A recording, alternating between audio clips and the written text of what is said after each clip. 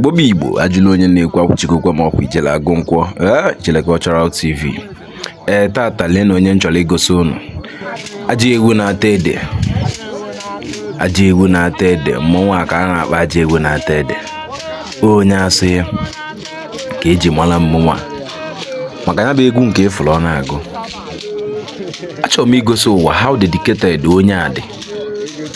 Onye ọbụla ma onye a etinyegwana picture ya na platform ebe a, onye ọbụla na comment na-akpọ mmọnwụ anwa ajị egwu na-ata ede. Ịfụ na onye a ji his consistency and love for ihe ọ na-eme promote mmọnwụ ya. Mana ịma ya bịaruo be anyị ihe be ya na-eneti anya ya sị onwebe onye na-ekwe onye ara ka onye nka, mana ịmara agwụ mara onye mara ebe a na-akpọ onye akpọsi ike. Ọ bụrụ na onye Yoruba bụ ihe a na ha ga-eji influence fa kwado ihe nye anyị feel like bala ifuru that na akwado ya hazie ya ọfụma ọkwụrụ n'ọkụ. Onye a dị very dedicated to mmọnwụ a. Enwebeghị ebe m jere afụgo m ya na mmọnwụ a n'ụga and ụkwụ etu a ka o yi sigụlụ egwu a na-eje.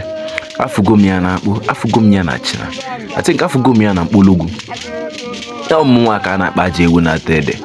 Achọrọ m ka unu promote mmọnwụ a. Promote unu mmọnwụ a na onye asị na ọ dị dedicated to ihe ọ bịara.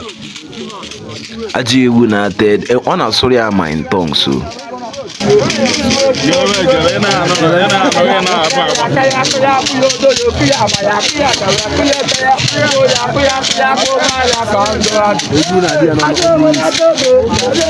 Ọkụkọ na ji atị nke ọkụkọ na ji ego o kwechiri ihe a ga-enye. Ọ gụgidekwara egwu a ọ ya ka ị na-asị na ọ ya n'akụkụ ihe a egwu oji njabazie mmọnwụ ya ọ dịghị ekwe space o. Amakwụkwọ ma emere invite ka emere invite busy mana dedication matters a lot. Onye a na ọgwụ ka ị ka ya akọnwụ ya ma o ji ọgwụ ma o ji ọgwụ nke akwa ịkọ ya ọgwụ arụọ jele agụ nkwọ nwoke ezi ike agụjelu mba ọmakwa n'ife anwe pamọrọ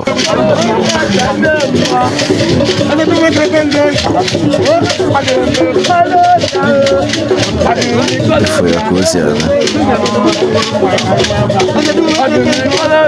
ajị egwu